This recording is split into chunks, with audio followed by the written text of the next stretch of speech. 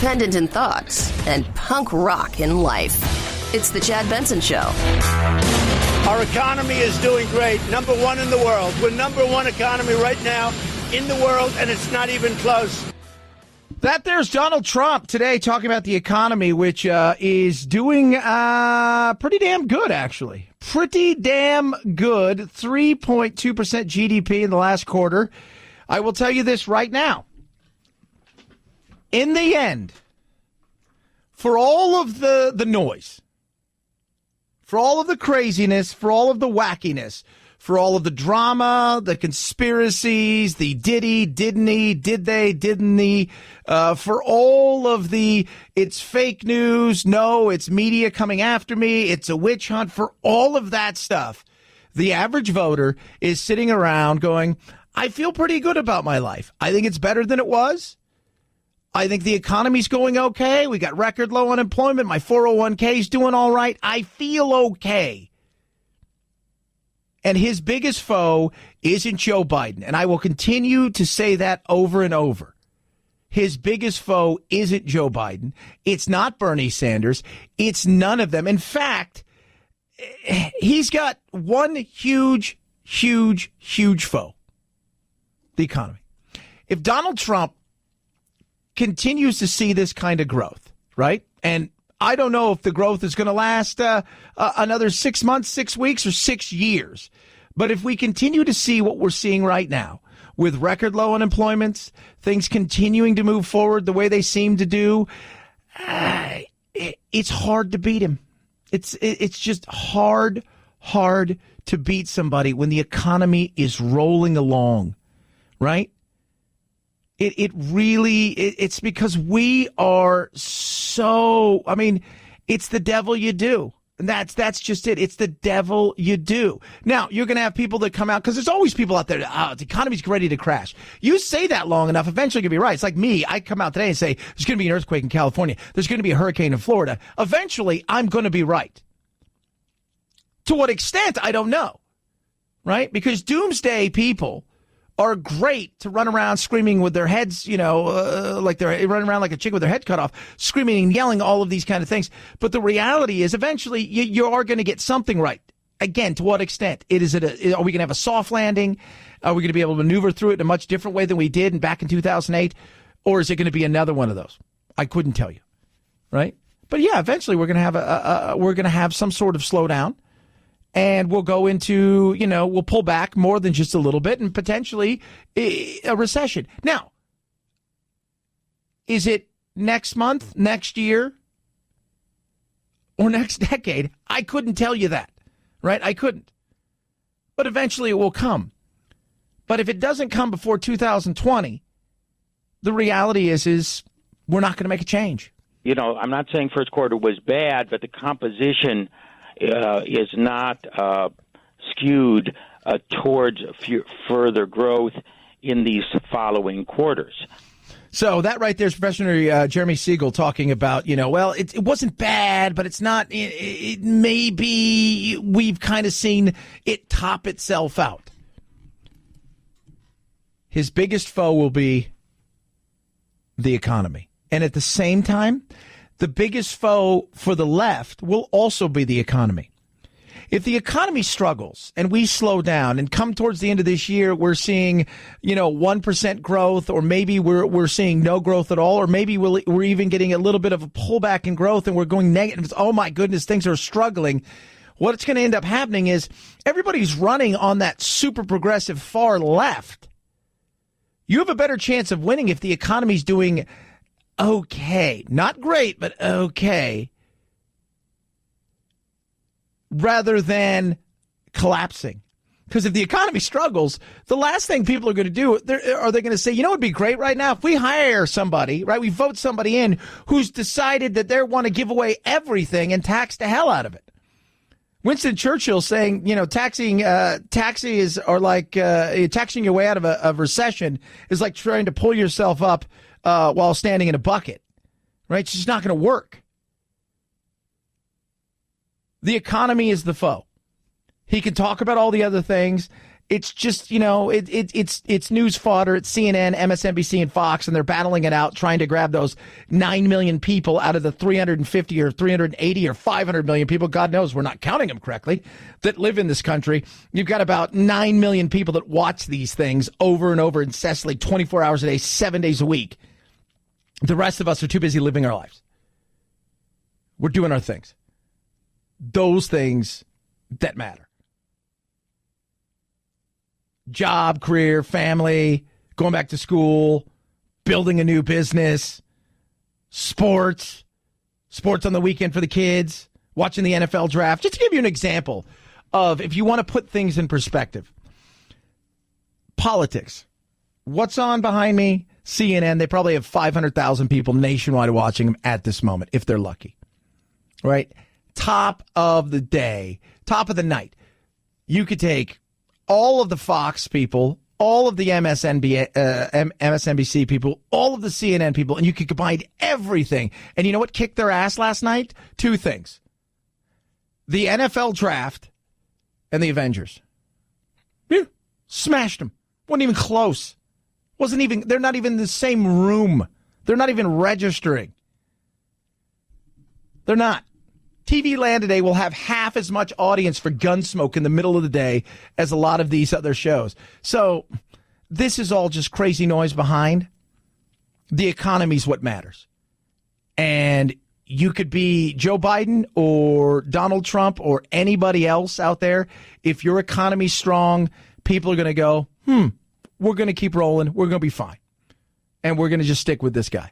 And they'll make up excuses, even if they don't like him. Well, I can't stand him, but he's done a good thing for the economy. Oh, I can't stand him because I hate his incessant tweeting. But the reality is my 401k is happy because we still are a checkbook voting society. 323-538-2423 at Chad Benson Show is your Twitter. You can tweet at me. Do love hearing from each and every one of you. Yes, I did see the Avengers, and we'll talk about that. And to answer your question now, I did not pee. I'll tell you how I did it. There's a method to the madness I put together yesterday. There is a method to the madness. Speaking of the election, the reality is Biden's biggest opponent is Biden. That's his biggest opponent. Today he's on The View. He's Biden.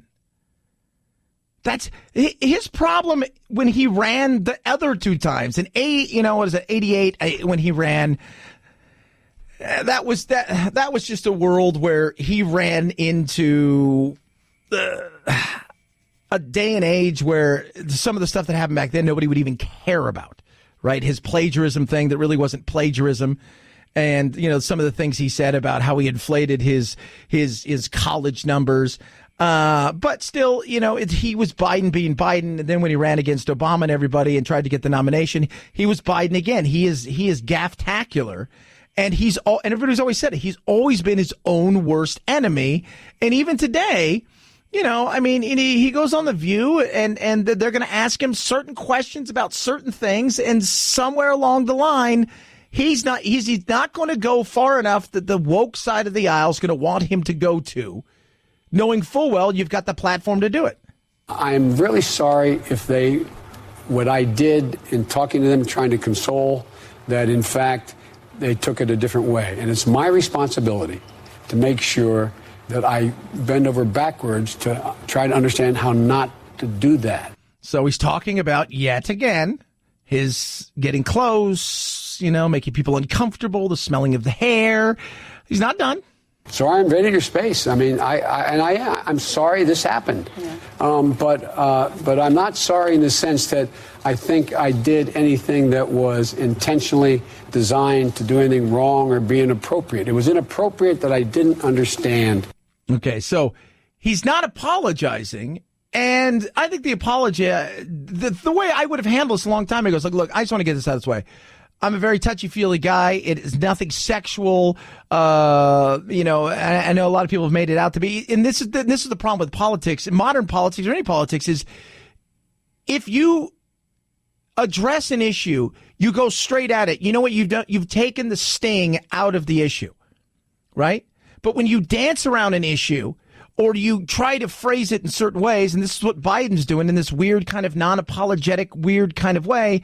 It leaves it open for interpretation, which is what you can't do in this modern day and age, right? You just can't do that. Then you go from there to the retro world, which I don't blame Biden for. But in this woke world of modern times and sensibilities, apparently everybody reserves the right to get back in their angry time machine and go back and find something that you did, said, tweeted, talked about, mentioned, offhandedly said, so they can then bring it back to this time and compare it, not from that time, but from today's thoughts and wokeness. I think this Anita Hill episode is a tough reality check for Joe Biden, that as much as he would like to fast forward to the general election, that is not the reality. He cannot do that.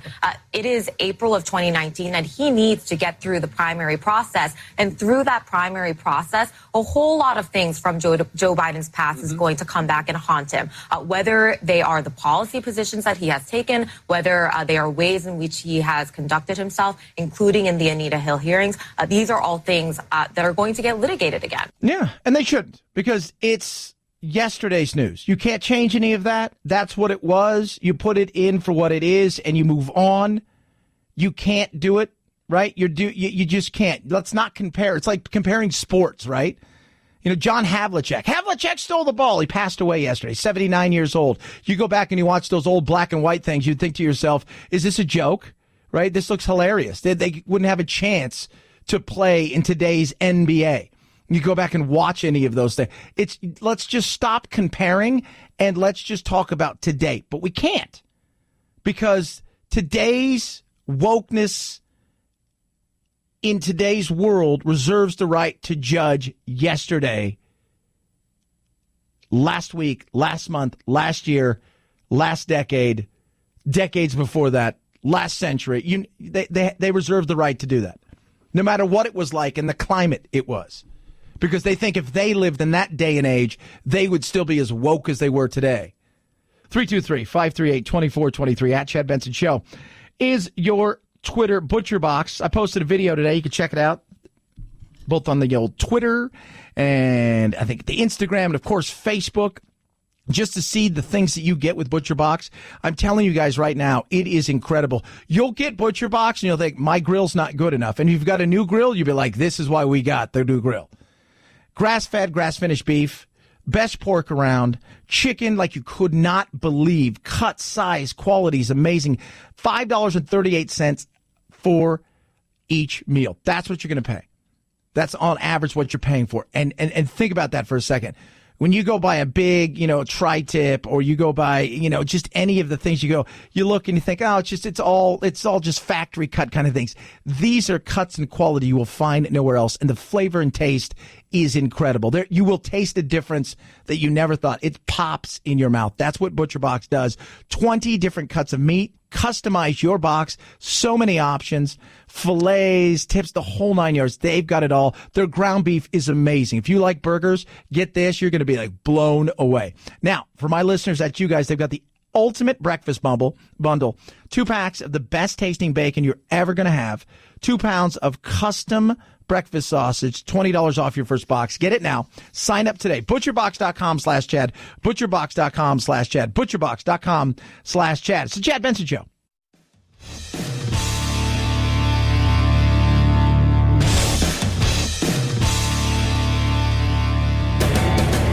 Experiencing separation anxiety? That's dumb. Check out Chad 24/7 at his website, ChadBensonShow.com, and on iTunes, free. The Chad Benson Show. Never feel lonely again. The weather was very rough. They said we might have to circle for an hour. And I said, I hope you don't have to do that, because we can't keep this great gentleman waiting. And we have the greatest pilots in the world, and we have awfully good equipment in Air Force One. What a day! Trump, severe weather in his airplane, and then, right, he's hanging out with the old NRA crowd, and somebody's got a few pops in him and decides, here comes my cell phone. It happened so fast you could have missed it. A jovial President Trump approaching the podium from one side of the stage, as on the other side, an object is thrown. It turns out it was a cell phone, but it doesn't appear to have been done in protest. The AP reporting the man was a Trump supporter, capturing a picture of him a moment later smiling before security let him out. The president unfazed and dove straight into his remarks. A law enforcement official tells ABC News the Secret Service is conducting a protective intelligence interview with the suspect and will determine what charges will be filed. Let me tell you something. I just threw my phone up there because I wanted the president to take a picture. Give it back to me. We were trying to think. Do you remember, was it, oh, God. It was Bush, right? It was W when he was in Japan or wherever, Iraq, and that guy threw a shoe at him. He's all squirrely and ducking. You want to try that again? Oh, yeah. They've got like a picture of this thing flying on there. It's like, he's a fan of him. Why'd you throw your phone? That's just it. Like, what made you throw your phone? Did you think he would? Were you just exuberant and you just threw your hands in the air to clap and your phone was in there? Probably. 323-538-2423 at Chad Benson Show's your Twitter. You can tweet at us every single day. We try to do as much as possible. Sometimes we get busy, but I try to give it to you. It's a little gift for me, right? Like I try to give you guys gifts, and I hope you appreciate them. We call this our urban word of the day. It's time for the urban word of the day, fam. What? Right now? Time to get a little more hip on the streets. I can't understand a word you're saying. Urban word of the day. This one's Yodo. Y-O-D-O. You only die once. Ooh. Yeah, so you got FOMO, right? That's a big one, right? You got all of the fear of missing out, you got YOLO and all these. This is Yodo. You only die once. That's your urban word of the day. Thank you for saying that in dated urban slang so that I'll understand you. That there was the urban word of the day. We damn stretched your cranium. 323-538-2423 at Chad Benson Show is your Twitter. You can tweet at us. Man, so much stuff going on yesterday. You've got the draft going on. You got the Avengers coming out. And yes, I did see the movie. I'm not going to spoil it for you. I'll kind of give you my little bit of a preview of what you can look forward to, and also how to avoid that 3 hours and 1 minute without a bathroom. It's the Chad Benson Show.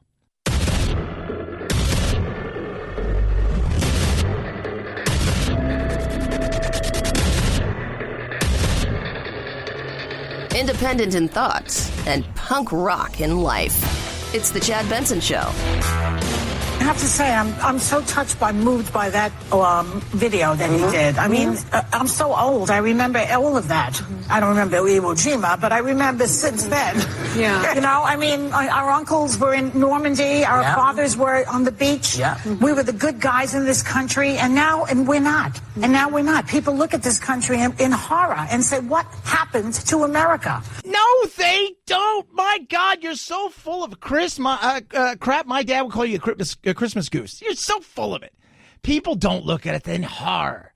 They look at Trump, if they don't like him, like he's a buffoon and a liar. They don't look America's a bad, horrible place, right? They don't. Sorry. But that's the narrative you get from a lot. They just look at it. They just look at us around and they're embarrassed. Really? Who's embarrassed? France? Can't get their act together? Guess what's happening tomorrow? Yellow vest everywhere, massive protest, nightmare. Right? Britain? Brexit? Nightmare? They have no idea what the hell's going on. They don't know who's up or down. They have no idea what's going on. Germany? Merkel? Tell me who? Who's looking at us going, Tell me. Well, the rest of the world is. And I keep explaining this to people. Trump is not America. We are America. The idea that it should be instilled in all of us from birth, we are. But let me tell you something.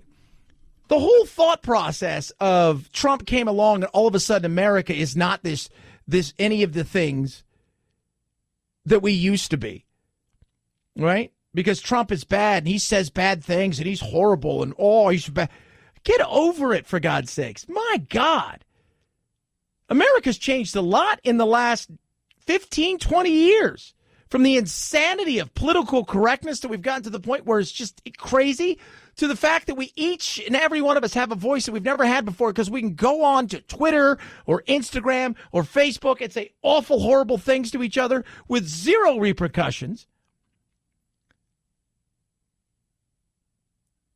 But when I think that if America's so bad, why is everybody else trying to break down the wall that we haven't even built yet to get their asses in here? I'm just curious.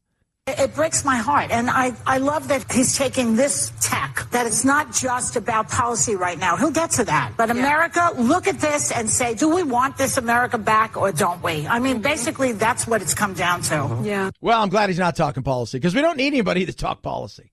It's what we need. But it's a popularity contest. What you're trying to do is which person is popular enough to win, because the reality is people around you are going to craft the message. You are going to be the salesperson, man or woman, that's going to sell it to the country. You're going to be the salesperson that does it. So if it's Trump, he's selling to the country and to the Republicans. Oh, so many Republicans have walked away. Yeah, a lot of Republicans have. A lot of Democrats have walked away too. But yeah, more Republicans have. And I'll tell you this, when they end up voting, what do they end up doing? They may say they're independent, but they vote Republican. Very few jump ship. They may say, I'm not going to do this anymore. I've had it up to here. I'm flabbergasted. This guy, your choice is Hillary Clinton. Well, I'm going to vote for him, but I'm not going to like it. I'm not going to call myself a Republican. Whatever. Oh, my Lord. Get over yourself. Crazy. So Joe, Creepy Joe, Uncle Joe, Sleepy Joe, or just Joe Biden, good dude, right? By all accounts. All great. Here's a perfect example of the kind of guy that Joe Biden is, which I just love. Kennedy, who I love, who's on Fox. She was at Penn Station today, and she goes, hey, Joe, let me get a picture with you. He's like, yeah, sure, Kennedy. She goes, I was just on Outnumbered over on Fox, and we were talking about it. And he was like, and he took a picture. He's a good dude. And Producer Phil, you've said you've run into old Uncle Bernie there, crazy grandfather. Been a nice guy, shaking hands, kissing babies, the whole 9 yards. Oh, Good yeah, guy. he's a great guy. There you go, right? So Joe's big thing is everybody knows he's got mega donors. And for the left, that's a big problem, because they want everybody to not take dollar bills. But Peter Buttigieg, who's broken away from the progressive side, is willing to take big donor money. He's got no problem with that. So Uncle Joe's first reporting of money have come in the first 24 hours, and I think he's doing all right. In an email to supporters, Biden's campaign says he raised $6.3 million in the first 24 hours after launching his campaign. The campaign says 97% of those donations were under $200, and money came in from all 50 states and U.S. territories. That puts Biden's first 24 hours ahead of Bernie Sanders, who raised $5.9 million, and Beto O'Rourke, who raised $6.1 million on their first days. Yeah. And there's more money coming. There's big money that's out there. Big donor, $1 million checks, plus, that will be rolling in. And we'll see. Again, Joe's got a lot to do. He's got a lot to make up. He's got retro rage. He's got to go out there and paint this new picture of America because Trump's America's bad and Trump makes us all embarrassed. And I tell everybody this, Trump is not America. You and I, we are America. Trump is not. I'm going to tell you that 1,000 times. You're America. I'm America. The guy that's come over here, the gal that's come over here and done it right, they're America. Right? You and I, we, all of us collectively, we're America. He is a person. Trump is not America. We are America. And in American politics, you need money, and he'll have a ton of it, but so will Biden or whoever gets through. That money is going to be there. It's going to be there. I can't even tell you the amount of money that's going to be spent. In the primaries, though, this is where, for the candidates, it's going to be interesting because you have to have a ton of money to fight through this, to have staying power. Because a lot of times what it is it's just staying power. That's really what it is. You may not, your campaign and its message may be on fumes, but if you've got a war chest, you may outlast a lot of people. But a lot of people give early, and they don't give often. So they're choosing who they're lining up with. And Biden will have mega donors, and that, for a lot of people, is a lot. of what you need. And for a lot of people on the left, that's a lot of not what they want. They want you to be woke. They want you to take $2 checks, 50 cents, a nickel, a dime, a dollar. They don't want to feel like you're crony capitalism and beholden to Wall Street instead of Main Street. That's what they want. So you taking $1 million to have a dinner party in New York City or flying out to Los Angeles to hang out with Cher and the gang and getting huge amounts of money for their, $75,000 a plate dinner, that goes against a lot of what they're trying to push out there. 323-538-2423 at Chad Benson Show is your Twitter. You can tweet at us. It is out there. It is getting bigger and bigger, and everybody's just kind of like, but you could get autism. It is a record-breaking outbreak. Measles, one of the most contagious infectious diseases spreading across the country, and the worst outbreak since 2000 when measles were eliminated from the U.S. Now, nearly 700 cases have been reported, mostly impacting unvaccinated children, who are among the most at risk for serious complications from that virus. Yeah. And here's the thing when I talk about vaccinations.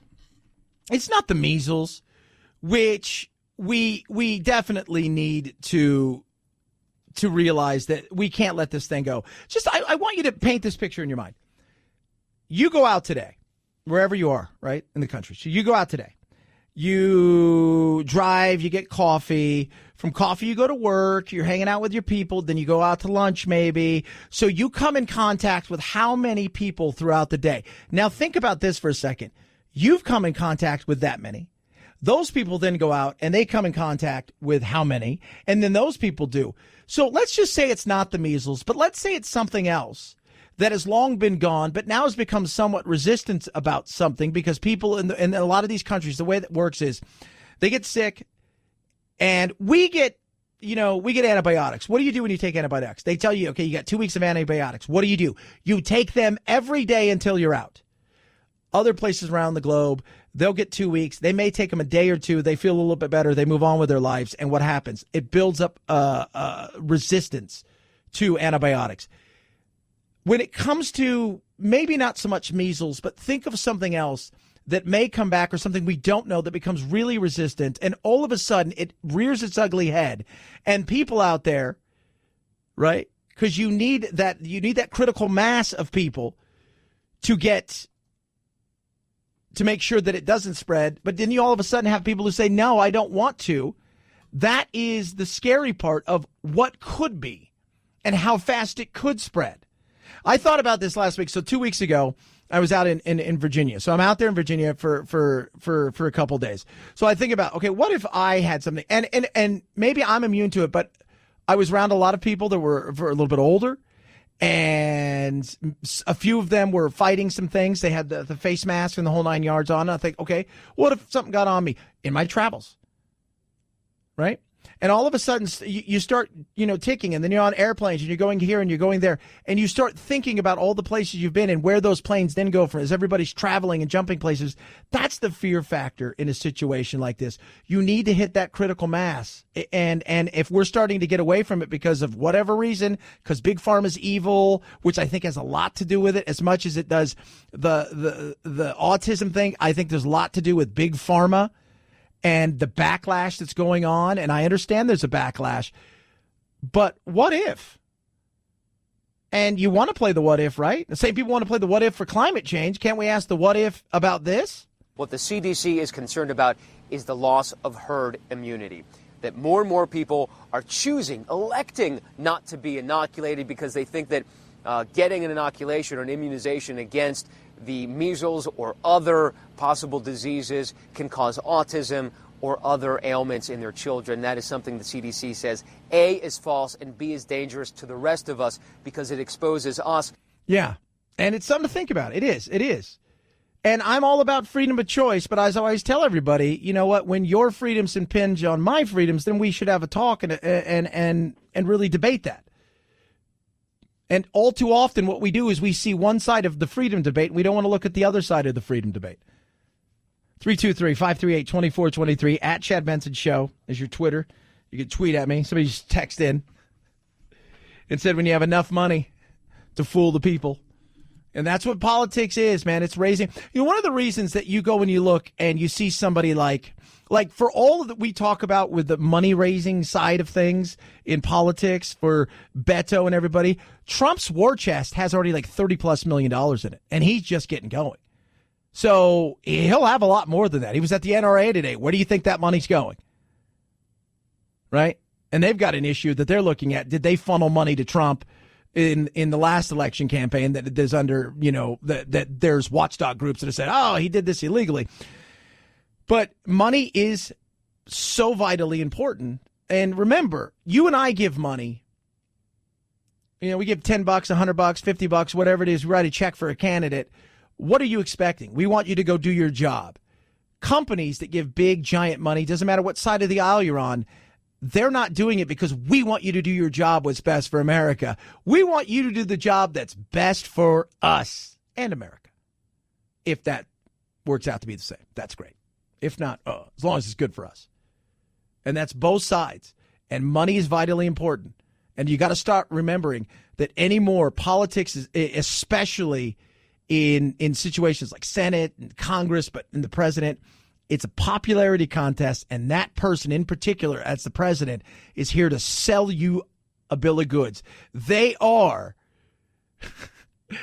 Vince, right? Remember Vince on TV? With his ShamWow, that's what they are in a lot of ways. And there's a lot of other people behind the scenes that are crafting things. And that's something to think about. 323-538-2423. At Chad Benson Show is your Twitter. I just told my friend the other day, big money donors, for all intents and purposes, they look at it as an investment into a stock, which happens to be a politician. And they're hoping for an ROI. Think of it that way. Changes a lot of things. Hey, Blink is amazing. Blink Home Security is changing, revolutionizing the way that home security is done. Motion-activated indoor and outdoor cameras. You can watch your porch. You can watch your house. You can even download the Blink smartphone app and watch what's going on inside of your home when you're not there. And because I travel so much, I use that and utilize that in so many ways. Easy to set up. Trust me, if you get packages delivered to your house, make sure you get Blink, because it's great to know that stuff gets delivered, and you want to make sure you catch anybody that may be prowling around looking to be the porch pirate, so you can call your neighbor and say, will you please go get my packages? It is incredible. Easy to set up. Wire-free, 2 AA batteries, last you up to 2 years. And they've got that live feed option, which is amazing. No contracts, no subscriptions, totally affordable, and it works with Alexa. Blink camera systems, simple and quick to install, brilliant way to monitor your house, your package delivery, and everything in between. Visit blinkprotect.com/Benson, blinkprotect.com/Benson, blinkprotect.com/Benson. Blink is an Amazon company. I saw the Avengers. We'll touch on that. And how did I make it all the way through without using the loo? Chad Benson Show.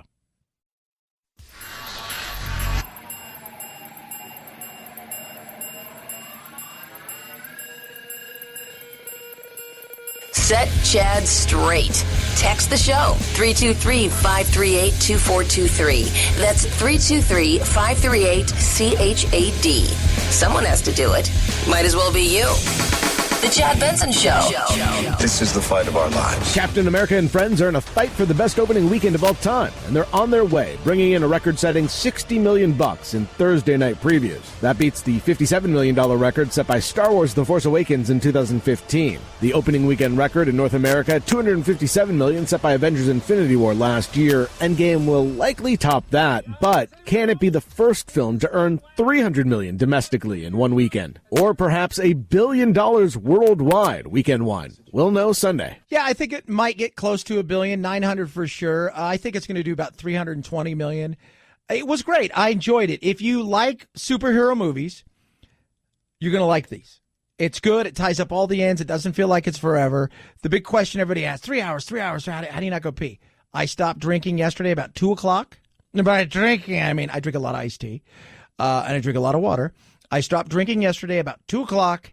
And then I got a big thing of popcorn, and I sat back and I had a drink, and I relaxed, and sure enough, I made it all the way through. And it wasn't even one of those things where like the last 30 minutes I'm like holding it. No, I was totally fine. I was totally fine. The movie's fun. Not going to give it away. There's some ups, there's some downs, there's some excitement, there's oohs and ahs, a lot of people cheering in the theater, standing ovation after it was over, and it ties up a lot of loose ends. And yes, there are some that they're never coming back, but it was definitely worth it. And I had a good time, and I think it's going to be the biggest movie of all time, and that'll probably be eclipsed and later this year or next year whenever Avatar 2 comes out. But this was definitely worth it, for sure, for sure. 323-538-2423 at Chad Benson Show is your Twitter. You can tweet at us. Love hearing from you. Check out thechadshow.com. You can grab your podcast, TuneIn Radio, and wherever you podcasts are available. And I believe my podcast is good. And check out the Facebook as well. Posted a great thing today with Butcher Box. You can see me with all my Butcher Box goodies, and you'll be like, I need some of that. It is the Chad Benson Show.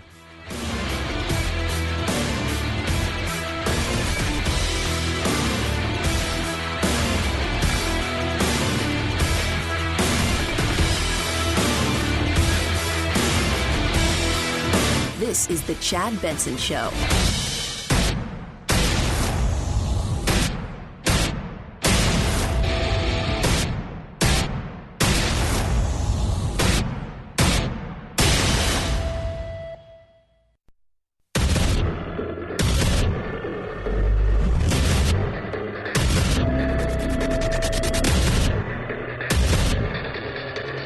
Independent in thoughts and punk rock in life.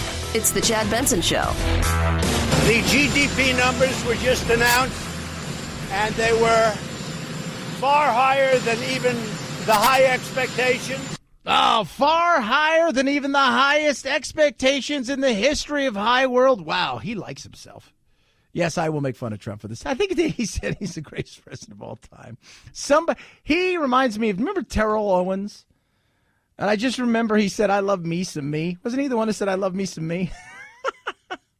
It's Trump. Nobody's going to toot his own horn like him. But the numbers are good. And in a checkbook society where we talk about the economy and what are people talking around, at the dinner table? What are they talking about when they're out at the bar, when they're hanging out with their friends, the barbecue? What are they talking about? These are some of the things they're talking about that lead the way. Things like this. GDP, 3.2%. That's good. We are growing.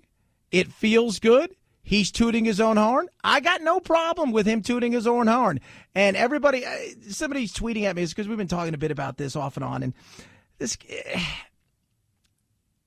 it's so funny to watch the reaction of, and somebody just tweeted at me and said, so the only people that are happy are rich people, unemployed people, underemployed people? What about the middle class? I said, middle class is small business. Small business has a smile on their face right now. This is the time that people take opportunities and chance, right? Where they feel like, you know what, things are good. This is the time where somebody goes, I'm underemployed. Even though I'm going to do the same job across the street, I know that I'm going to get more money. So I'm going to jump ship. Now's the time. Yeah, it is. It's good right now. Now, will it be good 6 months from now? I couldn't tell you. At some point in time, we'll get a pullback. Don't know when it's going to be, right? But as of right now, we're doing all right. The GDP is an incredible number. But remember this, not only that, we have a great growth, which is growth. We have great growth and also very, very low inflation. Yeah. Yeah, he's right on that. Now, they're not going to talk about that today, which all of us should care about, because there's other things to talk about when it comes to Trump, right? You've got to, you can't just go, well, you've got to come out and it's like today, like right now, I just turned around for my big TV behind me, and what's on, right? The lead story on CNN, it's Trump and his remarks about Robert E. Lee and Charlottesville. I was talking about people that went because they felt very strongly about the monument to Robert E. Lee, a great general. Whether you like it or not, he was one of the great generals. So that's all they're talking about. I just sit there and like, that's it. Like, that's what is is their number one thing, is like, let's talk about this. Like, because we don't want to talk about the economy because it gives him props, and we're not going to do that. Economy's good right now. And I'm going to get 4 or 5 tweets and texts in the next 20 minutes telling me this is Obama's economy. That's what I'm going to get. This is Obama's economy. It is what it is. His friend or foe will be the economy. CNN today was doing something. They were in like Pennsylvania, and they were talking to a guy that has like a body shop or an auto repair company, and he says, well, if you ask me today who I'm going to vote for, the guy's like, the economy's pretty good, so I'm probably going to give it to Trump again. That's his friend right there. Could be his biggest foe. It's not going to be anybody else on the left. His biggest foe will be the economy. Period. Number one foe will be the economy.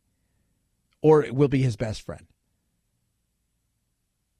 Last night, the NFL draft took place, right? So the NFL draft takes place.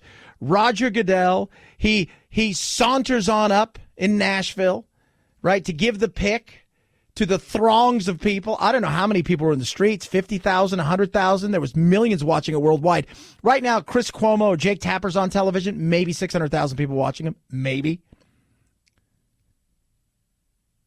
If you take all of the primetime people on CNN, MSNBC, and Fox, and you put them all together, and then you compared the numbers last night comparatively to the NFL draft, the NFL draft was massive. So Roger Goodell saunters up, as he does, listens to the boos, because we boo every commissioner in sports, and then he says this. With the first pick in the 2019 NFL draft, the Arizona Cardinals select Kyler Murray, quarterback, Oklahoma. All right. So the Cardinals, Steve Keim, their general manager, Cliff Kingsbury, they choose Kyler Murray. Heisman Trophy winner, questions about his size. He's only 5'10", right? But he's a freak of an athlete. He was the 9th pick overall in Major League Baseball draft. He got a $4 million signing bonus, but decided he wanted to play football as the number 1 overall pick. He's the economy. He's your friend or foe. Because based on him and how he goes, because you've put all your chips in with the number 1 overall pick, when you picked number 1 last year, you picked 9th in the first round last year, and you took a quarterback, and you decided, well, I'm going to get a mulligan. I'm going to trade that guy away or get rid of him because I can't stand Josh Rosen because he's just not what we want. We're going all in on this guy. This is your economy now. So here's your economy. And guess what? If your economy goes great, you're loved. People will still, you can have your missteps. You could do some of the things, last year Steve Keim had an issue earlier, with he get drunk driving right before, the Stars, camp. But, if this turns out to be a home run, you keep your job, you get an extension, you get more money, people love you and cheer you. If this goes south, your economy, your quarterback, you lose your coach, you lose your job, and they bring in somebody new to replace you across the board. That's the reality. We could talk about all of the other things, right? He's not good for America because he says mean things. Whatever. It's not America. I don't know how many times I tell you that. People are embarrassed of us. Who? Who's embarrassed of us? Who? Just who? Like, it's, right? Like who? Like, is Spain going, America? No, who cares? Do you really care what somebody in Madrid thinks? No, I don't. This is your economy. All the other stuff doesn't matter. If you hit it on this, you keep your job, you get an extension. Same thing with a quarterback. You get it right here, get an extension, everybody gets more playing time, more money, everybody's happy. It's a win-win. Winning changes everything. And if the economy's winning, all of the other stuff stays in the locker room, minus the craziness of reality television that's all of these shows. 323-538-2423 at Chad Benson Show is your Twitter. You can tweet at us. I do love hearing from all of you kids out there. So Biden's out doing his things, raised a ton of money because that's his thing. He's raising money. And, he's an interesting character. I said today, and I continue to say this as I've been chatting with people about Biden, is Biden to me is now a moderate, or in his party, he's a conservative Democrat. Right? Biden believes in the Second Amendment. He can chirp all he wants. He's not as woke as the people on the left. He believes in a lot of things. He'll come out and say stuff because that's the party line. But the reality is I'm an action person. And I know Biden's not coming after your guns, right? He isn't. He's not woke. He's not going to promise you the world. You got to kiss the Green New Deal ring. You got to go up there and play the identity politics, and he'll do a little bit of that. But when the lane opens up, he's going to take it. And guess what? To these uber progressives right now, he's as conservative as you and I and everybody else. He's part of the problem, right?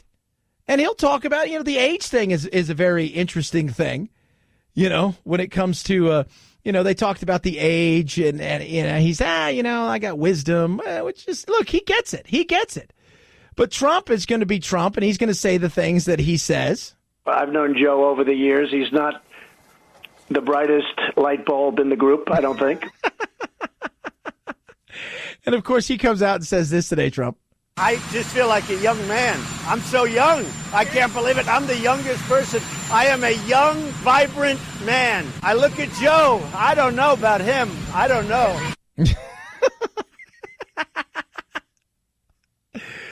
They're not the same age, but, Joe's going to be 78.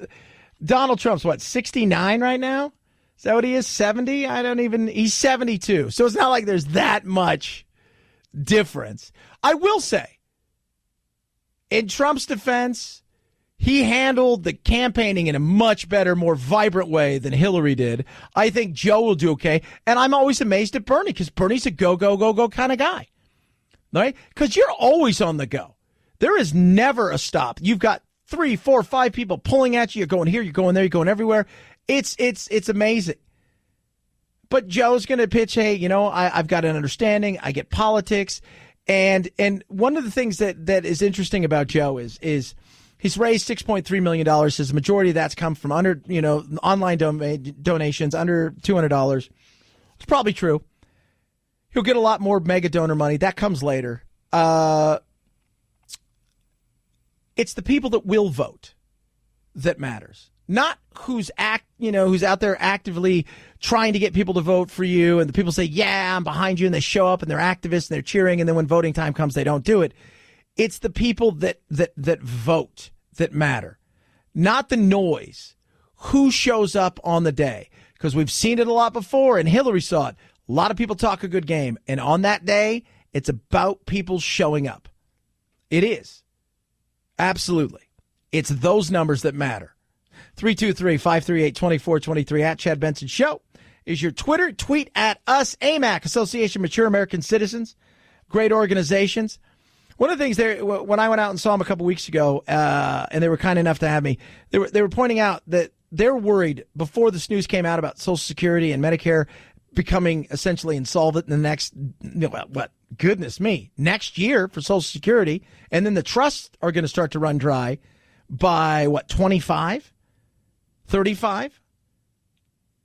They want to go out and advocate on your behalf to make sure that money's there when you need it.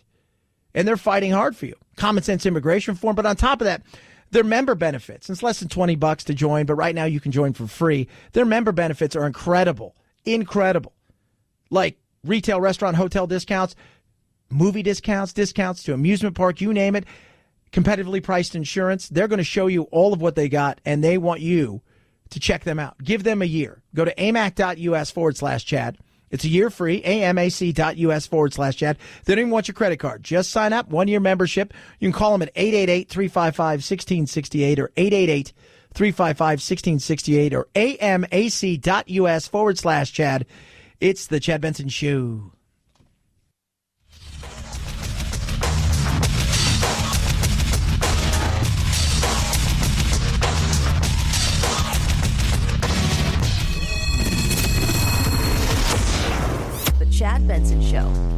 we make no apologies. Although we do say a few Hail Marys and Our Fathers now and then. Amen. A 11-minute audio tape was obtained by KCTV in Kansas City. And on that audio tape are some disturbing comments made. It was a tape that Tyreek Hill's fiance gave to a girlfriend as insurance on this particular story, in which she is heard saying that Tyreek Hill punched their son in the chest, in which Tyreek Hill used a belt on their 3-year-old son, in which Tyreek Hill essentially has his son scared, and the son said, "Daddy did it." Yeah, Tyreek Hill, one of the best receivers in the NFL. Last year, almost 90 catches, 1,500 yards, 17 yards average, 12 TDs, never going to play football again. He is awful. They've taken the kid away from him, and the Chiefs have barred him from any facility, any of the facility. He's not going to work out with anymore. And good riddance to bad rubbish. This tape came out, and he threatened his girlfriend, talked about, you think, you're going to be as scared as he was, the little boy. He's done for. Good. Just good. That's one of those things. Like, you're a bad human being. This wasn't, I got drunk and something stupid happened. She hit me. I hit her. Horrible situation. Or, this was an abuse to a child or anybody. I just don't get the why. Why do you put hands on people? Why? Unless you're protecting yourself or you're Joe Biden, why would you do that? Good riddance to bad rubbish. Speaking of Joe Biden, Chris Matthews, listen to him here. I wonder if he got that shaking thing down his leg.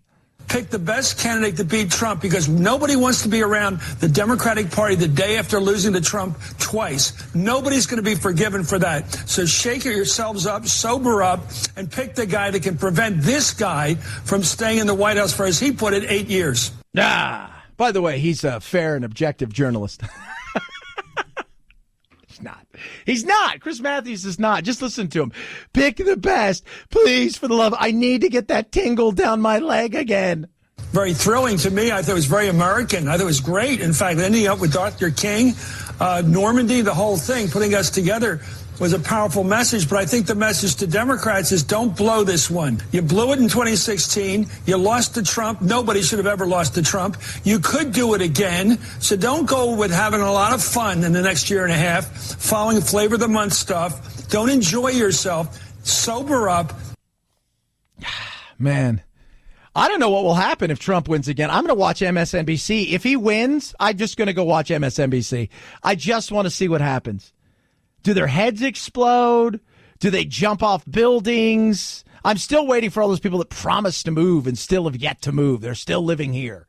I want to see. I mean, I don't care who wins. The best person wins. That's all I care about. Are you going to do the things you said you were going to do for America? You're not going to unite the country because half the country didn't vote for you. So just get over it. But just, try not to screw things up so bad. And that's it. That's the way it goes. That's the reality. In the end, you and I still control much of our own destiny. Government usually just gets more in the way. But it's fun to watch. It is. Politics, sports, and it's a blood sport. 323-538-2423 at Chad Benson Show is your Twitter. What is Florida doing with immigration? It's very interesting to see what they're doing with immigration as they take on the sanctuary city question. It's the Chad Benson Show.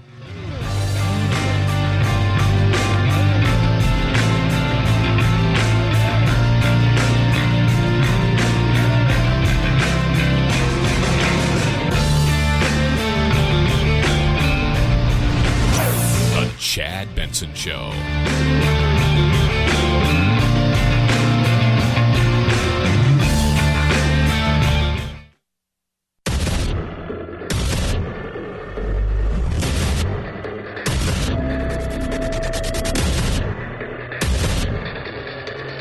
Independent in thought and punk rock in life. It's the Chad Benson Show.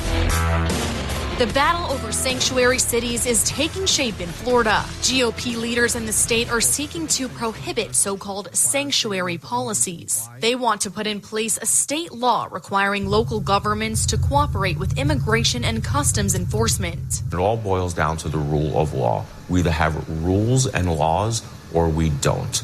Yeah, that frustrates a lot of people, right? I mean, if you're going to want to try to go sanctuary state, shouldn't you ask the people of your state what it is you want? Let them vote on it. California would never do that because California knows, we've seen the polls. People wouldn't be happy. But we are the powers that be, and that's all that matters. So Florida's saying, hey, I got an idea. Why don't we say screw this, and let's just say we're going to put a law in here, right? We're going to try to pass this bill through and try to do this, right? Let's see if we can make them, let's just see if we can say, hey, you've got to, whatever the feds say, you got to do, right? No playing the games, no doing what the judge did yesterday in Massachusetts or the other day where they snuck somebody out who was wanted by ICE, out the back door. None of that stuff. You got to cooperate. Republican leaders point to a few cities in Florida they say already have pseudo-sanctuary policies. This includes Orlando, where local law enforcement is prevented from asking about a person's immigration status when they make an arrest. And this is saying simply you have to follow the law, and if ICE asks to detain for the 48 hours that you're required to detain, just detain. Yeah, no, not usher them out the back. And this is Thomas Friedman, you guys don't know who he is. He's a lefty, right? New York Times guy. Guy's great on a lot of stuff. Globally, he's does some really damn good things. Hates Trump. I mean, we played some stuff the other day about him and how much he has a disdain for Trump. He's got an article in the New York Times saying, yeah, you know what? I've been down there. I've looked around. We got a problem. We got to do some stuff. We got to do some stuff. We got to build a wall, right? You got to build a wall. No. Yeah. We have to. Enough's enough. Enough's enough. And it's going to happen. Eventually, like we talk about this. Think about cities and states, sanctuary states and cities. Think of them like a barge. And at some point in time, it's going to come so overloaded that it's going to start to list. And the next thing you know, it's going to capsize. And then you're going to be in a lot of trouble. When you hear calls by politicians saying we need to get rid of ICE. So, okay, here's the thing. Let's say we get rid of ICE. And what do you want? Something called nice? It's not going to happen. You're going to have whatever is going to come behind ICE, right? You're not going to like. You're not. Unless you get to design it, and that design is ignore all the laws. It frustrates us. The sanctuary city and state, it does not help us fix problems. It plays games with the people that are coming here. It plays games with the people who pay taxes here. It plays games with the people who have to work in environments where they're literally, because of how overcrowded it is, are getting crushed, and the services are spread thin. And it's not actually addressing the disease itself, right? Or the problem. It's just trying to put a Band-Aid on a little bit of a cut when we know behind it there's so much more, and we're not going to deal with it at all. And it is frustrating. And you look around and you say to yourself, well, for me, right? I look at the dream. I look at anybody who comes here and I say, I get why you come here. I get it. Right? I do. I absolutely get it. But we also have laws here. So why should we pick and choose the laws that we get to ignore? And aren't we all on the same team? Isn't that playing politics with your local?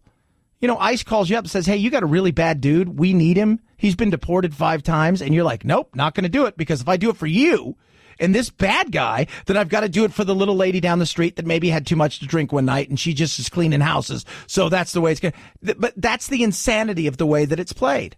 Immigration activists dispute this label. Anyone who says that there is a sanctuary city in the state of Florida, especially if they're a policymaker, that would be very concerning to me, because it simply does not exist. Does not. It never exists. It never exists. Have you noticed? Never. But in Florida, there is a battle there. And you see what's going on in Florida. The battle right now, this is one of the battleground states. And it's purple.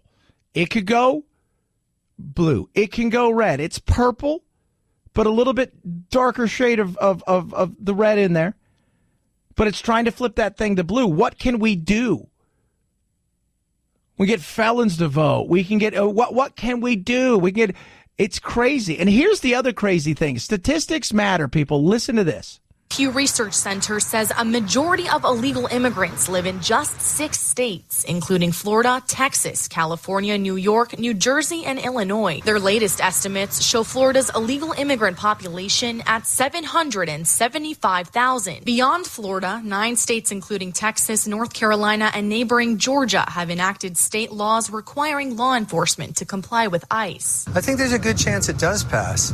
Yeah, I think it does, too. Another state's going to do this. I thought we're all on the same team, but apparently we're not. And it's the no common sense, because you have to play into the fear factor, right? It's like with the census question. What's the fear factor? Well, nobody's going to answer the question because everybody's terrified. I have news. Again, politicians will tell you that you better watch out because this side of the aisle's coming for you. It's not true. They already know where you are. If they really, really wanted you, they'd come get you. Right? You know that. I know that. Hell, your phone's listening to you. They know where you are. But it's a fear factor. It's a joke. It is. And this is one of those things where we could have not a perfect solution, but a solution that's good enough for the majority of Americans. But we won't implement that because the politics, well, it's just not right for that. For us. Politics is right for them because they're making a ton of money off of it. They're raising money off of it. They're doing all of that. They love it. The disease, they're loving it every second. The cure's out there, but the disease, well, paying too much right now. Speaking of raising money, first 24 hours. Phil, how much money do you think Mr. Biden raised in the first 24 hours? Over, under $5 million? I'm going to say over. Over indeed. $6.3 million since he announced surpassing Bernie and Beto. And we're not even talking, apparently, about the mega donors that are out there. So he's doing all right. I don't know where he goes from here. Right? I don't know what, he's got to go on this apology tour, but when are we going to start talking about policy? Because I think that's when the woke left is really going to start coming for him, because he's going to start talking about policy. And in that policy is going to be a lot of stuff that makes them, you're going to see, I think, a branching off completely different than what you're seeing in the "we promise you the world, not quite sure how we're going to pay for it" utopia, where I think he's going to be a little bit more pragmatic and, forward thinking and saying, yeah, we need to get the college. We don't need to make it free, but we need to bring down the price. Right? We need to do something with health care, but we don't need to just make sure that it's a single payer system. He may get on that train, but I don't think he is. And I think that's what's going to separate him. 323-538-2423 at Chad Benson Show is your Twitter. So free speech, it's interesting, right? We always have this debate about free speech, but then you get to a situation where, and I'm all about free speech. You know that? I know that. We all know that. Free speech is a wonderful thing. But what about in high school? This is a very interesting story about a high school paper, a girl that wants to be in the paper talking about her life and her career. And I did say career, and she's 18 years old. When you are on the side of free speech, you will never lose. Kathy Duffel could lose her job. The first letter from the district said she could be dismissed if a copy of the story isn't provided before publication. We believe that the student has every right to tell her story legally and that we have every legal right to tell it. Bailey Kirkaby is writing the story about an 18-year-old student who performs adult entertainment to help pay rent and other expenses. All right, so she's 18, so she's of age, but she's still in high school. She does cam work. You were right about that, producer Phil. And apparently she's auditioned for a few things, and she's stripping and the whole 9 yards. And she wants to tell her side of the story, but they're not having it. They want to see it first before they allow it. And you've got a teacher that's like, this is you're overreaching here, right? But then you look at the position of a school district. They want to know, I think, what's in there before we let you turn this out to kids. Lodi Unified School District officials say they can legally intervene with this publication. Quote, the district is legally required to ensure that publications do not violate education codes. This law requires districts to prevent publication of obscenity, defamation, and incitement. That's interesting right there. So I think what they want to know, okay, what is this? What's in there? Are you going to show her like scantily clad or any of these things? I think that's where they're trying. They want to see, what's this all about? She wants to tell her story of how her life has been, how she struggled, and how she's taken it upon herself to go out and to provide for maybe her family or the whole 9 yards. And you've got a teacher that's trying to teach these kids, hey, you need to put the truth out there. Free speech is something that you should be willing to go to the mat for. And this teacher sounds like she's willing to go to the mat for it. And they're saying, hold on a second. Now, here's the weird thing. She's 18, but she's also going to school with like 13 and 14-year-olds. She's performing in the adult industry world, but she's also side by side throughout the day with a bunch of kids that are her, for all intents and purposes, that are her peers. And they're going to be reading this story, which is an awkward situation. But is it educational? Is it too young for a certain group? I mean, I get why they would not want that. But it is free speech. And everybody knows who everybody is at high school, especially nowadays. Duffel says the story contains nothing obscene. She says it gives a voice to someone who has been the target of criticism and rumors. That our students are the watchdog of our administration. And I want our administration to know that we are watching and they will be held accountable. Yeah, it's going to be very interesting. And I want to see what happens. If she sounds like she's willing to go to the mat. And I want to see if she does release this and this goes through. Are they going to fire her? Because sometimes when you make that loud noise and you get to the point where you put this out there and you become the face of something, it's tough for an administration to come on in and can somebody because of what may come. 323-538-2423 at Chad Benson Show is your Twitter. You can tweet at us. And I'm not just talking about lawyers suing and things of that nature. I'm talking about the backlash that comes in this woke world where people may jump on the administration online, and we know what happens and how people freak out, run away, hide. Are they willing to stand their ground? Because it sounds like she is. And free speech? Damn Skippy. I will stand up for free speech, even the speech I don't like, which is why we have what we have. That amendment is to protect the speech you don't like, not the speech you do like. That's easy. It's the Chad Benson Show.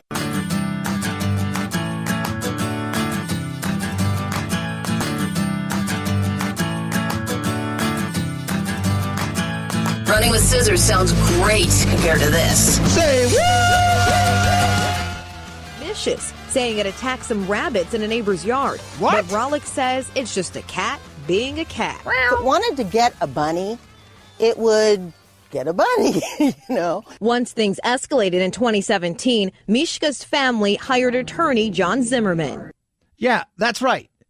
Why do you need an attorney? Well, here's the deal. This cat, Mishka, apparently, has had the cops called on it on numerous occasions to the point where they've had to essentially take away the cat because the cat apparently is some sort of feline felon. That same person who complained against Mishka, one of the same people who complained against Mishka, is the person who signs the deportation order, which we consider it's to illegal? be a grave conflict of interest. Say, what? It's an illegal cat? No. The deportation order essentially says that this cat needs to be deported from the area. It's insane. This is super insane what's going on. So this cat, bad kitty, we'll call Mishka, who's apparently a badass, has gone into the neighbor's yard. The neighbor doesn't like the cat. Cat's outside doing cat things. My cat 3 does that all the time. Cat does cat things, ninja moves, the whole 9 yards. And apparently this guy next door is really upset. So they want the cat gone. They called the police. It's escalated now. They've got lawyers involved. This is over a cat. A cat. First of all, keep your cat indoors. Cats can live longer. It's going to be healthier. I get that a lot of people like to let their cats outside, but really going to call the cops on a cat? Is that what your life is? Say what? The deportation order can only be signed by the animal control manager, who is also a neighbor filing the complaint. You can see here his signature on this form back in 2017 when Mishka was thrown into kitty jail for several months, faced with fines, euthanasia, and deportation out of the county. Mishka, you bad kitty. 323-538-2423. At Chad Benson Show is your Twitter. You can tweet at us. Trump out and about doing his thing today. Yes, doing his thing with the NRA. And there's a big story coming up sooner rather than later about did they funnel money to him or not. But Trump is out there championing their Second Amendment. I'm a champion for the Second Amendment, and so are you. It's not going anywhere. It's under assault. It's under assault, but not when we're here. Oh, but you're not going to be here forever, Trump, and then somebody else is going to come in and they're going to try to take it away. Second Amendment is going to go nowhere. The biggest threat to rights when it comes to guns isn't the federal government. It's your local and state government. They're the ones. You saw what they did in San Diego, where they're going to prohibit now at the Del Mar Fairgrounds when they have the huge gun show. You can't buy ammunition there. They're going to do things like California and other places are going to do. They're just going to make it harder and harder for gun owner, law-abiding citizens to own guns. That's what they're going to do. And this is the world that we live in now. Understand these kind of battles, whether it's speech or guns, is always going to go on now. And the platforms that people have, they're going to fight it. They're going to fight against it. They're going to fight for it. And in many ways, the fight itself is going to help both sides raise money. And in some cases, they'll say raise awareness. And in other cases, they can say it's raising awareness against what you're trying to do. But know this, it's always about control. And when there's a fight to be had, there's also money to be raised. 323-538-2423. At Chad Benson Show is your Twitter. You can tweet at us. Love hearing from you. Joe Biden, the first 24 hours, raised $6.3 million. That's what he raised in the 24 hours since he announced $6.3 million, and he is now in the lead. I wouldn't be surprised by the weekend if he's sitting about 20 million plus and in the lead, because those mega donors are coming in. 323-538-2423. At Chad Benson Show is your Twitter. It is the place you can get me live as I tweet throughout the weekend, as I like to do. Also, check us out at thechadshow.com. Grab your podcast and all the other things that you need to know about what's going on in the world of the Chad Benson Show. It is the aforementioned Chad Benson Show. This is the Chad Benson Show.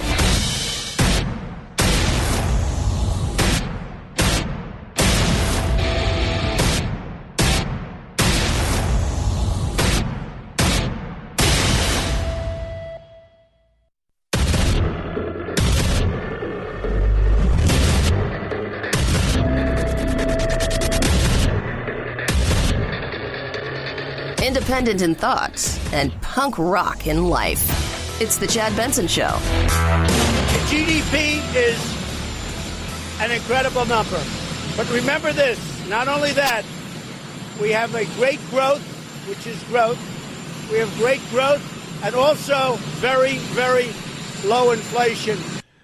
President Trump today touting us, our economy. That's the thing that's going to be his friend or foe. We've been talking about that, how his biggest opponent right now isn't the Democrats, isn't the media. It could be his best friend or it could be his foe. Let me tell you something. The Democrats are never going to be his friend, right? The media is never going to be his friend. They love what he does for them, but they don't like him. They don't like who he is, right? So they're always going to be his foe. The economy will be his foe or will be his friend, will be his best friend come 2020. And this economy is what? It's a capitalistic free market economy. And you've got a younger generation who's looking at the Bernies of the world, and you've got the Pete Buttigieg, and all of these people are saying, well, it's a democratic capitalism is what we're looking for. We're not just looking for the free market system.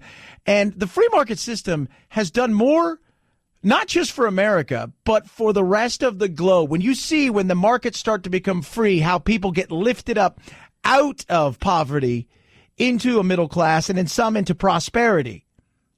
Even Bono said that. Look, say what you want. But Bono's like, he did his well, it's nothing better than capitalism for taking people out of poverty. No. We may not it's not fair. We always want fairness, right? Because we're so about being woke. This is very interesting. Home Depot co-founder Bernard Marcus talks about the difference between capitalism and socialism. And I think it's vitally important that we understand, where some of the people are. A lot of them, it's just lip service, right? Look, I can guarantee you, Biden can pretend to be as woke as he wants, and a bunch of these other people running, they want it to be fair, but they also understand what a free market economic world gives, but you've got to pay that lip service. But there are a few people like Bernie, people like Elizabeth Warren, who I believe they're all about changing our economic system in a way where I think they'll break the hell out of it. And you've got a younger generation that feels like this system is nothing. It's so funny as they go to college and they get woke and their professors preach all of this stuff, not for understanding that the cost of the school, the privilege of even going there, is because of opportunities and what capitalism given them, not because some government said, yeah, it's okay for you to go there and this will make it fair. Wrong, wrong, wrong. I want to start by saying something politically incorrect. I love America. I do. I love America because it's the greatest country in the world. The free market system has been the biggest creator of wealth and prosperity the world has ever known, lifting billions of people out of poverty, and far more superior than any government program could ever be. The free market is the tool that allows many to reach out and grab hold of the American dream. Yeah. But see, this younger generation is not buying into that. This younger generation is being told how unfair it is, right? This younger generation is being told that everything that you see is only about the top one. That's Bernie's, hey, Bernie, what do you think about whatever? What's going on in Syria? It's the top 1%. Okay, so that's what's happening in Syria. It's the top 1%'s fault. Wealth inequality is, and that's all it's about. It's railing against the thing that has made this country so great. People want to come here. People in places like El Salvador, Honduras, Guatemala, and the rest of the place, they want to come here because there's a dream, an American dream. And that American dream starts with the fact that we have individuals who wanted to go and cut their own path when it comes to being who they are.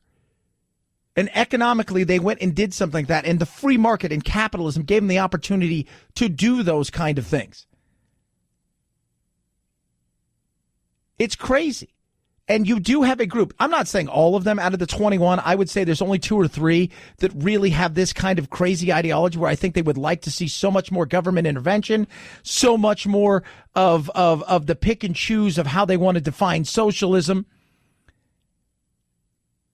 And yeah, they want more government involved and to limit the free market, which is already has enough problems when you consider the crony capitalism. And where does that take place? That doesn't take place between you and I. That takes place between big companies who have to go to places like D.C. because they want something done, so they have to court power. And D.C.'s all too happy to play the crony capitalism game. When I co-founded the Home Depot in 1979, I'd just been fired and I was broke. There's no other country in the world that has a system where someone under these circumstances could turn a simple idea and hard work into a company that employs more than 400,000 people and has created thousands of successful millionaires. Yeah. Successful. It doesn't happen elsewhere. When I lived in England, that's the one thing we always talk about and joke about. When I lived in England, and you'll hear the English even joke about it, we're talking about putting a man on the moon. They're talking about, can you get to the roof? And that's a lot of places around the globe. It happens here. And unfortunately, people that come here see it more than people that are born and raised here. Because they're being told every day that the reason they're not where they're supposed to be isn't because they didn't work hard enough. It's all because somebody else has kept them down, which is a bunch of crap. And this is going to be a big battle for years to come, because there are so many people who are coming out of college and being told how everything that's happening is only the way of the 1%, and these people are going to crush everybody, and it's not fair. So we need to take and give, and they're evil and bad, but we need to take from them, and the only way they got there isn't through hard work, it's only because they're lucky, or they're white, or they're male, or they're straight, or whatever. It's a bunch of crap. Some people do have it tougher than other people. Life is not fair. Sometimes bad things happen to good people, and good things happen to bad people. That is true. But more government is not the answer. I still believe in the free market enterprise system that helped build it. That's why it pains me to see people in this country glorifying socialism. Young people especially have been indoctrinated into believing that free enterprise is immoral because it enriches the greedy and depresses the poor. Even the word capitalism is not politically correct to use. Yeah, that's so true. It's a bad, evil world. It's a bad thing. But understand what capitalism is. People don't understand that. And I'm always amazed at that they don't understand how great it is. Go look at other systems. You want fairness. Even the Scandinavians will tell you, we're a free market society. We're not socialist. We're free market. We may have high taxes, but we're free market. We're not looking to get people even.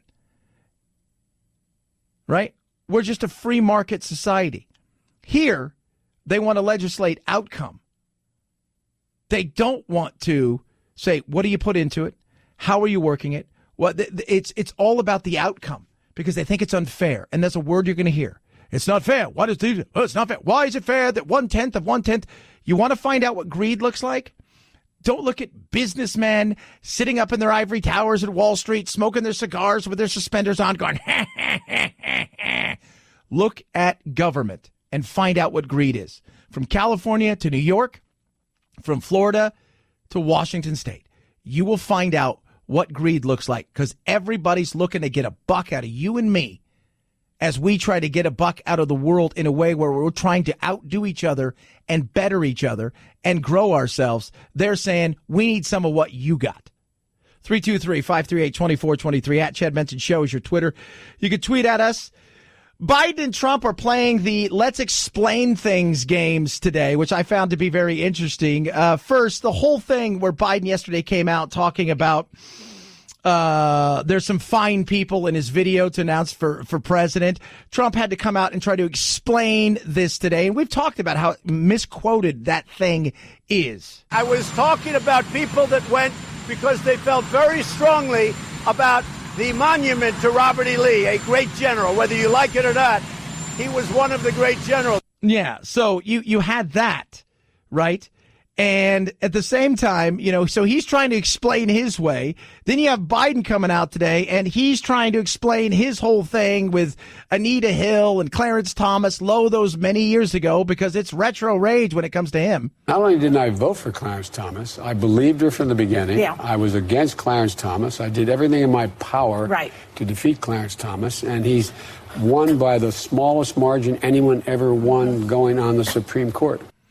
Yeah, see, but he's got to explain that, right? There has to be an explaining of that and explaining, of course, of the whole thing when it comes to space. So I invaded your space. I mean, I'm sorry this happened, but I'm not sorry in the sense that I think I did anything that was intentionally designed to do anything wrong or be inappropriate. It was inappropriate that I didn't understand.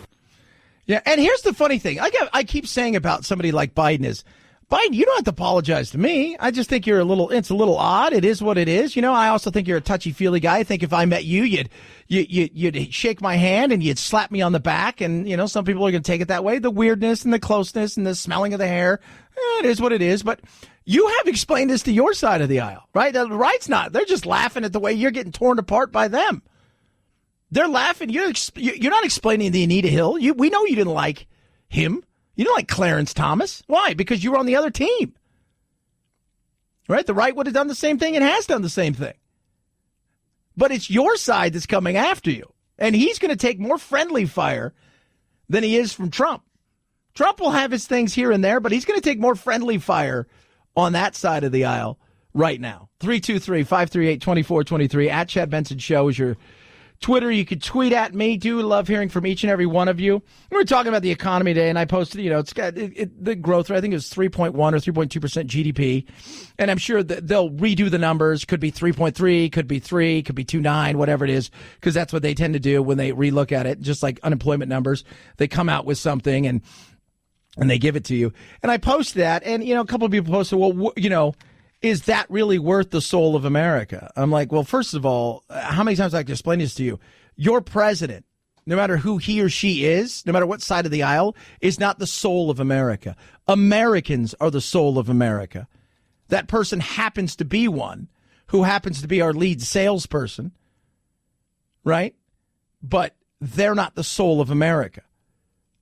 The soul of America was here long before Obama, Trump, Bush, Reagan, Kennedy. It was us. And I think we need to get back to realizing that, because too often we don't. We put so much stock, just like, we go watch the Avengers last night, and I'm watching that, and it's fun, and it's an entertaining movie. I had a great time. It was awesome. But at no time do, we look at politicians now like we look at Avengers and like no, it's wrong. It's just silly. They're not Captain America. It's Donald Trump. It's Nancy Pelosi. In the end, though, it's us who are paying the tickets, us who are going to watch it, and, we are the soul of America, not them. 323-538-2423, at Chad Benson Show is your Twitter. Costly car repairs, don't let them get you down, kids, in a day and age where we're living paycheck to paycheck all too often. It's good to have a little something to back it up as a just in case. That's where CarShield comes in. Check out carshield.com. Use my code Benson, saves you 10%. Let me tell you something about CarShield. 24/7 roadside assistance, a rental car for free while your car's in the shop. You choose to shop. They get it paid directly. You pay a small deductible. It's that simple. And God knows how much things cost nowadays. Sensors cost you $1,000. It's all, you see what things cost. You're like, wow, that's expensive. And then you find out that labor is going to double or triple that. And you're like, wow, all of a sudden something I thought could be $500 is $2,000. It's nuts. Go to carshield.com, see what they can do for you. You will be absolutely surprised at the affordability on what it costs to protect yourself for cover repairs. They are going to treat you right. Go to carshield.com, carshield.com. Use code Benson or call 800-CAR-6100, 800-CAR-6100. Use code Benson, saves 10%. A deductible may apply. It's the Chad Benson Show.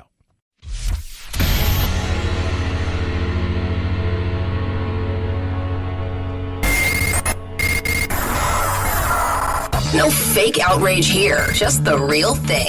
The Chad Benson Show.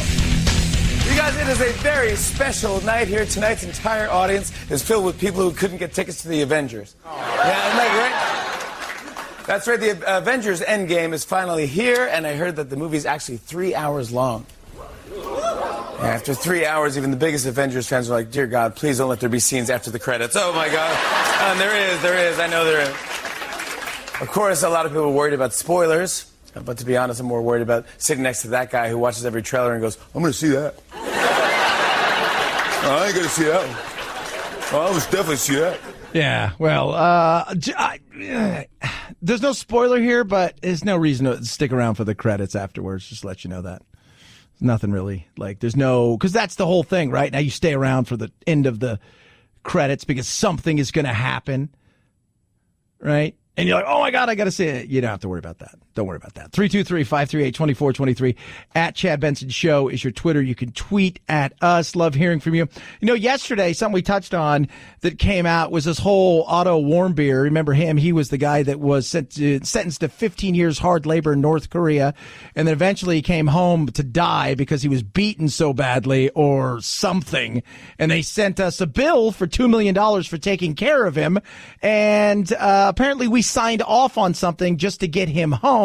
But the question is out there, did we pay a dime to get him home? We did not pay money for our great Otto. There was no money paid. There was a fake news report that money was paid. I haven't paid money for any hostage, and I've gotten approximately, I think it's 20 or 21 out. Yeah, and no, we didn't pay any money. We signed something so we could say, yeah, get him home. And this is probably it's coming out. It is what it is. And we did say we signed a paper, but we didn't pay him a dime. And I guess little man is starting to get pissed because he's feeling like he's getting no love. So don't be surprised if in the future, and by the future, I mean the very near future, he starts rattling his saber because after spending time with the pooter, and the pooter who loves poking us, and who's having some financial issues in his country, not so much him, but the country itself, don't be surprised if he's whispering in the ear, hey, guess what? Why don't you go, Matt? The Americans are doing nothing for you. We'll take care of you. We'll take care of you. So the saber's going to be rattling sooner rather than later. 323-538-2423. At Chad Benson Show is your Twitter. You can tweet at us. So much stuff to get to, including free speech issue in high school, which is very, very interesting. We're going to touch on that. And measles. Yeah, them there measles, kids. What do we do with this? Chad Benson Show.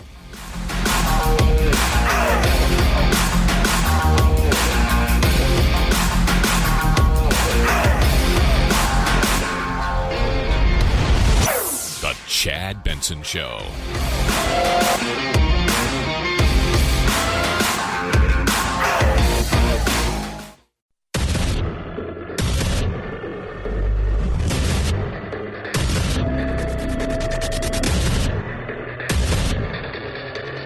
Independent in thoughts and punk rock in life. It's the Chad Benson Show.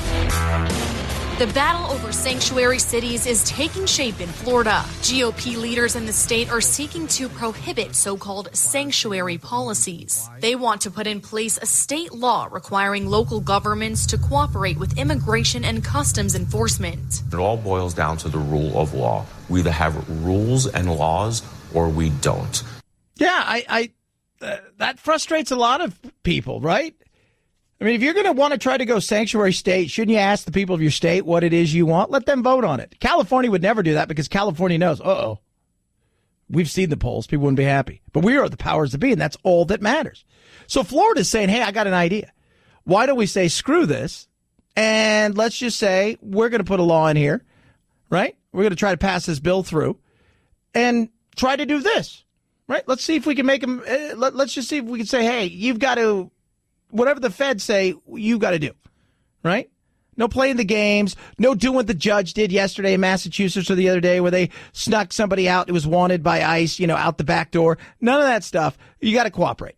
Republican leaders point to a few cities in Florida they say already have pseudo-sanctuary policies. This includes Orlando, where local law enforcement is prevented from asking about a person's immigration status when they make an arrest. And this is saying simply you have to follow the law, and if ICE asks to detain for the 48 hours that you're required to detain, just detain. Yeah, no, not usher them out the back. And this is Thomas Friedman, you guys don't know who he is. He's a lefty, right? New York Times guy.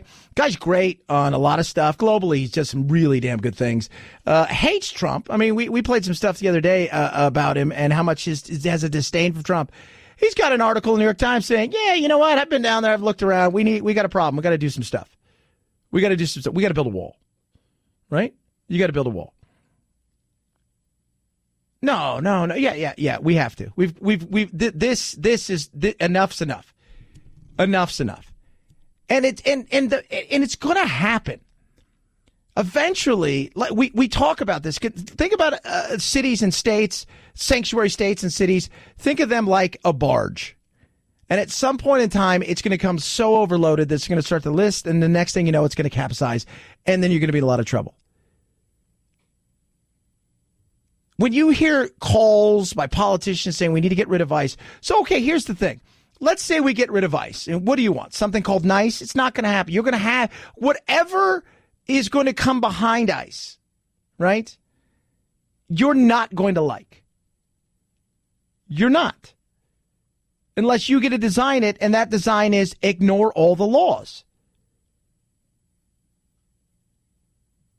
It frustrates us. The sanctuary city and state, it does not help us fix problems.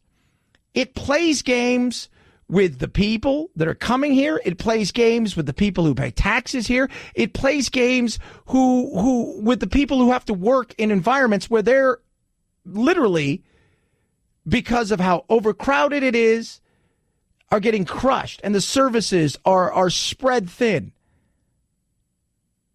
And it's not actually addressing the disease itself, right?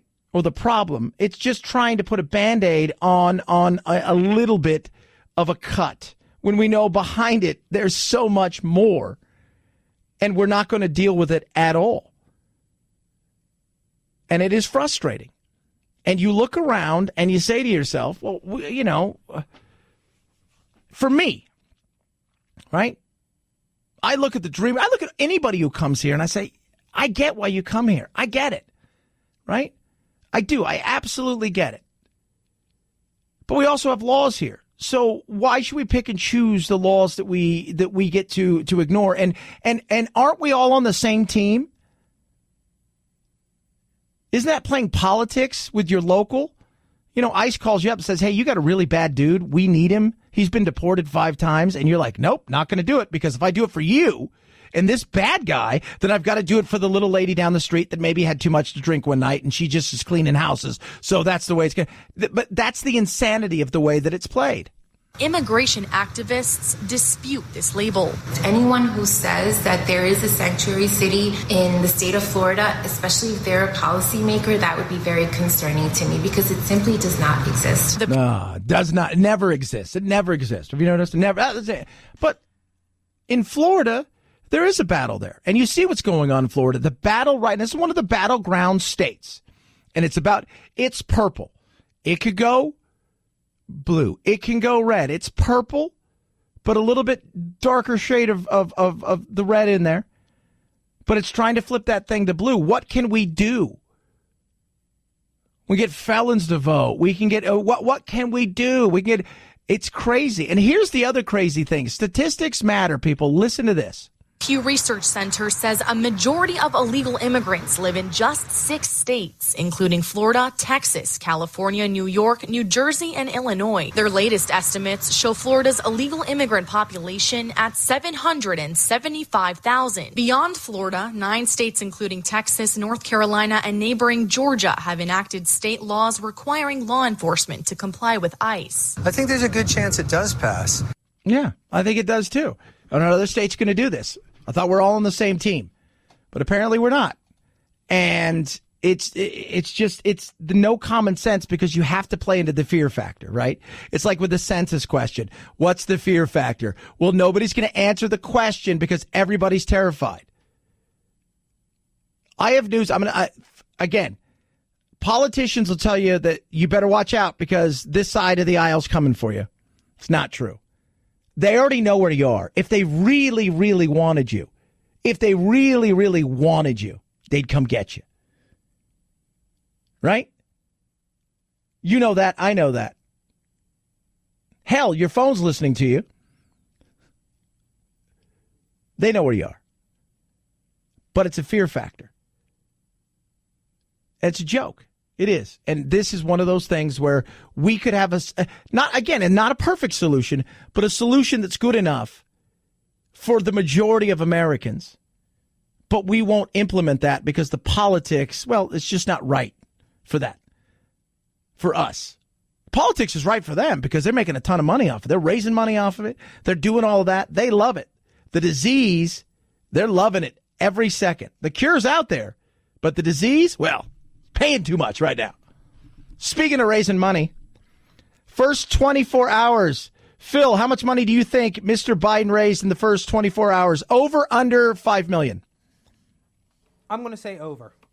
Over indeed. $6.3 million since he announced surpassing Bernie and Beto. And we're not even talking, apparently, about the mega donors that are out there. So he's doing all right.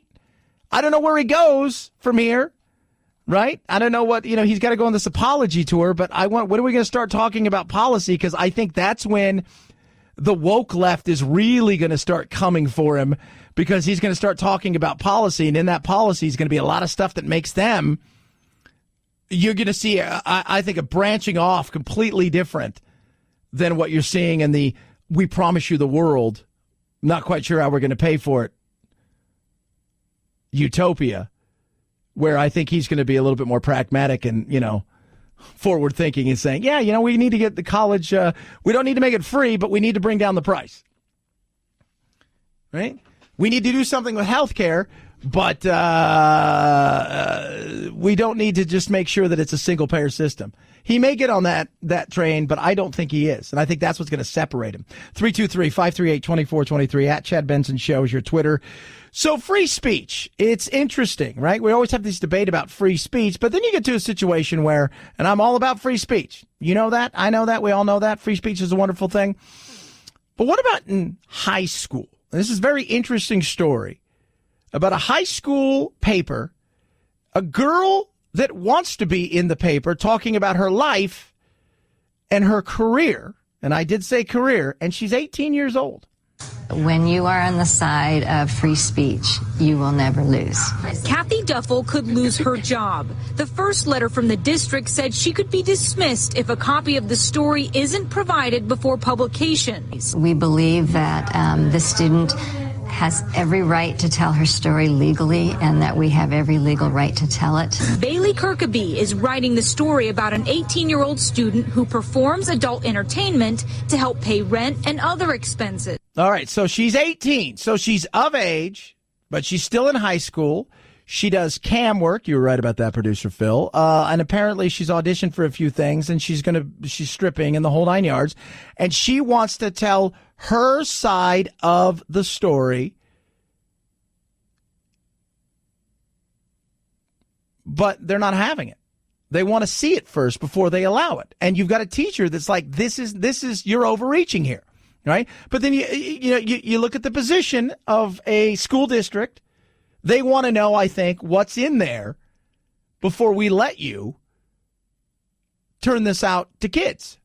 Lodi Unified School District officials say they can legally intervene with this publication. Quote, the district is legally required to ensure that publications do not violate education codes. This law requires districts to prevent publication of obscenity, defamation, and incitement. That's interesting right there. So I think what they want to know, okay, what is this? What's in there? Are you going to show her like scantily clad or any of these things? I think that's where they're trying. They want to see, what's this all about? She wants to tell her story of how her life has been, how she struggled, and how she's taken upon herself to go out and to provide for maybe her family or the whole 9 yards. And you've got a teacher that's trying to teach these kids, hey, you need to put the truth out there. Free speech is something that you should be willing to go to the mat for. And this teacher sounds like she's willing to go to the mat for it. And they're saying, hold on a second. Now, here's the weird thing. She's 18, but she's also going to school with like 13 and 14-year-olds. She's performing in the adult industry world, but she's also side by side throughout the day with a bunch of kids that are her, for all intents and purposes, that are her peers. And they're going to be reading this story, which is an awkward situation. But is it educational? Is it too young for a certain group? I mean, I get why they would not want that. But it is free speech. And everybody knows who everybody is at high school, especially nowadays. Duffel says the story contains nothing obscene. She says it gives a voice to someone who has been the target of criticism and rumors. That our students are the watchdog of our administration. And I want our administration to know that we are watching and they will be held accountable. Yeah, it's going to be very interesting. And I want to see what happens. If she sounds like she's willing to go to the mat. And I want to see if she does release this and this goes through. Are they going to fire her? Because sometimes when you make that loud noise and you get to the point where you put this out there and you become the face of something, it's tough for an administration to come on in and can somebody because of what may come. 323-538-2423 at Chad Benson Show is your Twitter. You can tweet at us. And I'm not just talking about lawyers suing and things of that nature. I'm talking about the backlash that comes in this woke world where people may jump on the administration online, and we know what happens and how people freak out, run away, hide. Are they willing to stand their ground? Because it sounds like she is. And free speech? Damn Skippy. I will stand up for free speech, even the speech I don't like, which is why we have what we have. That amendment is to protect the speech you don't like, not the speech you do like. That's easy.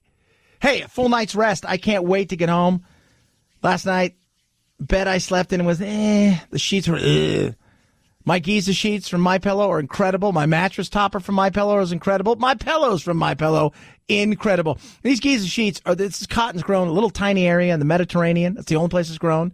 Giza cotton, Giza. And the way, it's like you always look at thread count. Higher thread count, the better it is. You're going to sleep on nothing. It's like sleeping on a light, fluffy cloud. It is so amazing. You sleep cool, you sleep comfortable, deep pockets, not going to pop off when you roll over. And even after you wash them, it's the first thing it is. I washed them. Guess what? They fit right away. It is so amazing. Get your Giza sheets today, 100% machine washable and dryable. You're going to feel the difference. Call 800-983-4975 or go to mypillow.com. Use promo code Benson. That's 800-983-4975 or mypillow.com. Mypillow.com. Promo code is Benson. It's the Chad Benson Show.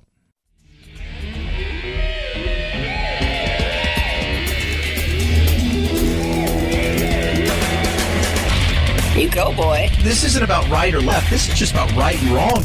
Right you are, Chad. The Chad Benson Show. The contagious infection is also hitting adults. 390 reported cases in New York City, including 2 pregnant women who are very much at risk for this. Don't worry about it, man. It's the measles. Get over it. They should have been totally fine.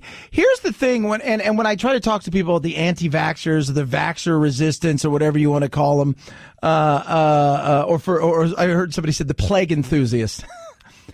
It's not even the measles so much as what's coming that we're going to need to get vaccinated for that is going to really be something, or potentially what's coming back that we're going to play this game of disinformation and all of this stuff that's going to cause real issues.